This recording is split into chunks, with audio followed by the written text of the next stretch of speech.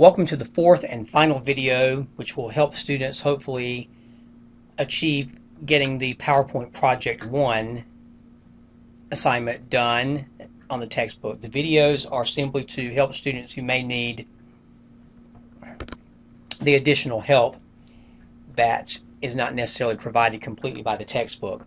Where we left off was on page 40, where we have done all of the clip art and movement of the clip art and all the arrangements of the slides, and we did a duplication of this slide called It Is Easy Being Green and moved it to the end of the slideshow. What we'll do basically, so we don't have two slides that purposely look duplicated, we'll just make some changes to it.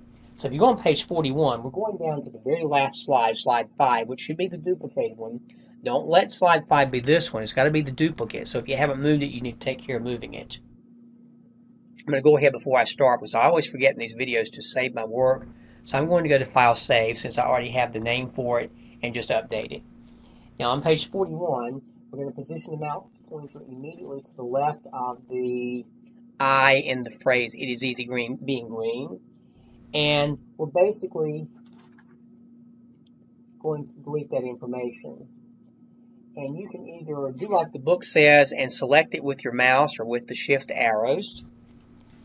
And on page 42, we can click the cut button on the home tab. It's a pair of scissors up here in the corner, almost next to the word file, or you could hit delete for that matter. You won't need them anymore. And I'll do the same thing with being. We're going to select the ing of the word being and cut that. Again, delete would be just as well, or you can use the cut button. So basically the slide now says be green.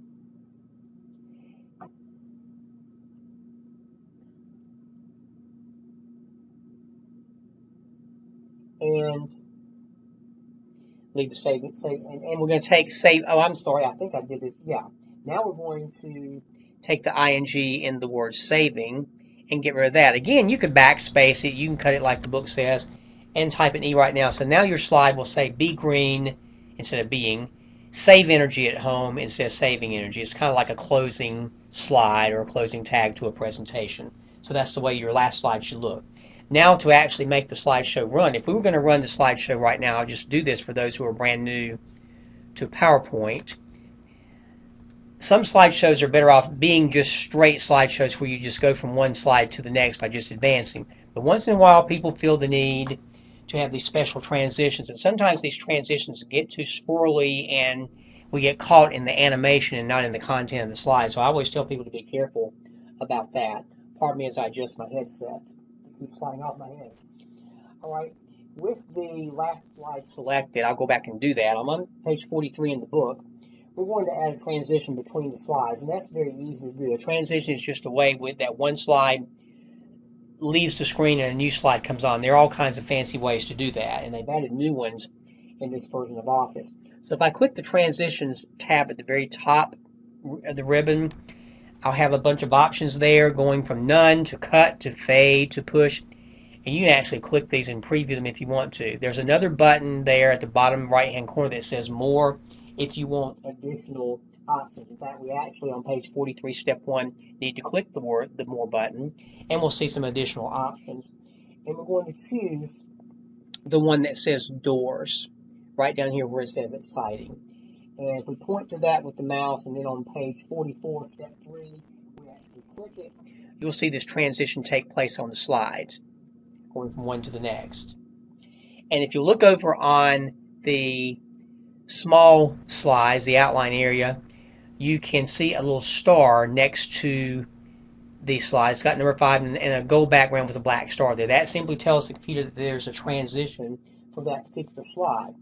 And we can do this to all the other slides as well.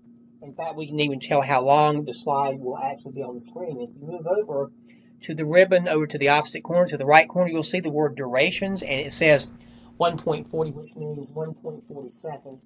If you want to increase or decrease, you simply use these arrows to increase or decrease it. And I want this to be up to 2 seconds, so just keep clicking and it will go into increments until you see the number 2 there. You could actually type it in as well if you wanted to. And that will be a 2-second transition to go in there.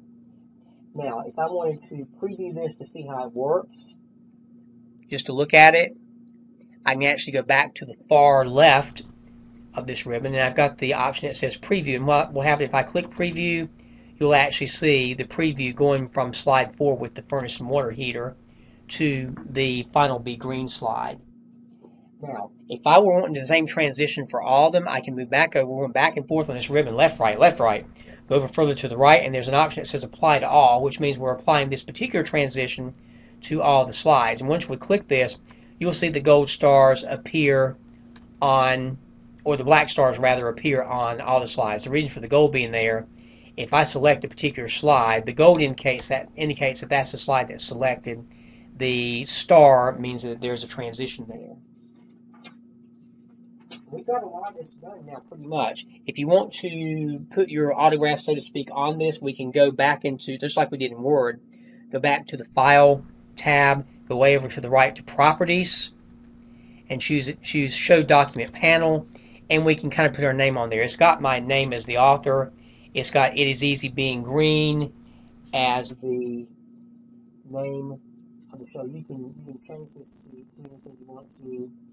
As far as I'm concerned, you probably want to put the subject in there being CIS 110, and if you want the keywords for searching to be, I think the book says energy and saving. I'm getting this information from pages 45, 46, 47 in your book, and I can close this particular document properties area by clicking this little X next to the word required field.